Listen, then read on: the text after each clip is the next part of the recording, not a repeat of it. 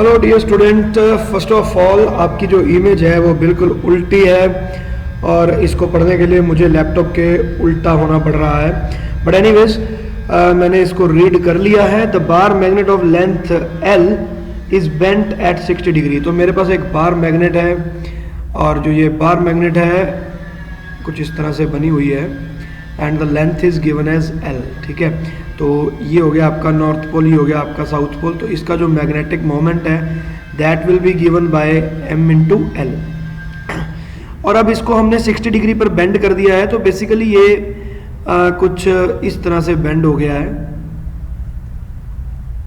But break नहीं हुआ है। ठीक है ना, ये वाला आपका एंगल 60 डिग्री हो गया, तो ये हमने ब्रेक नहीं किया। तो now this is north and this is south.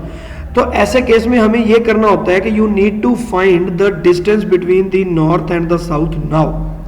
तो अब ये क्या होगा, ऑब्वियसली अगर हमने इसको मिड पॉइंट से बेंड किया था तो ये L/2 है, ये वाला भी L/2 है, और अगर 60 डिग्री है तो it is an equilateral triangle, तो ये भी L/2 है।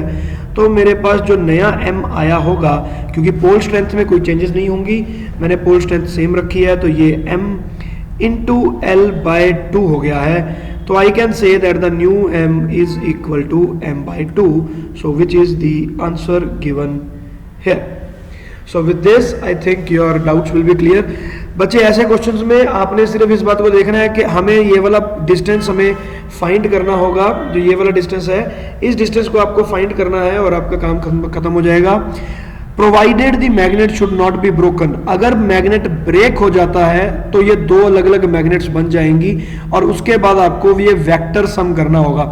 एक सेकंड केस भी है इसमें, मैं आपको बताता हूँ। ये वाला हो गया हमारा केस 1। सेकंड केस ये है, मान लो ये यहाँ से ब्रैकेट जो ये हमारी जो मैग्नेट है वो यहाँ से ब्रेक हो जाती है, तो एक मैग्नेट ये हुआ और एक मैग्नेट मेरे पास ये हुआ, तो मेरे पास नया डायग्राम बना कुछ ऐसा।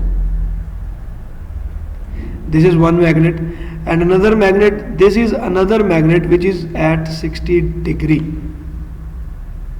ठीक है, तो अगर मैं ये ले लेता हूं, अब ये हो गया साउथ, लेटर से ये भी साउथ है, ये नॉर्थ है, ये भी नॉर्थ है, तो इसका जो मैग्नेटिक वेक्टर है वो हो गया m1, दूसरे का हो गया m2, और यहां पर आपके आ गया 60 डिग्री।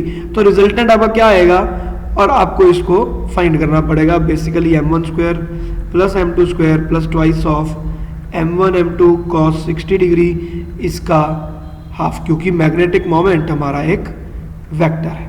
तो ये आपका रिजल्टेंट। तो ये केस 2 है जो कि इस क्वेश्चन में बात नहीं की गई है।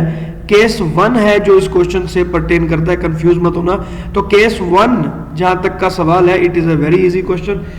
चलो, so with this I am closing the video. Thank you student.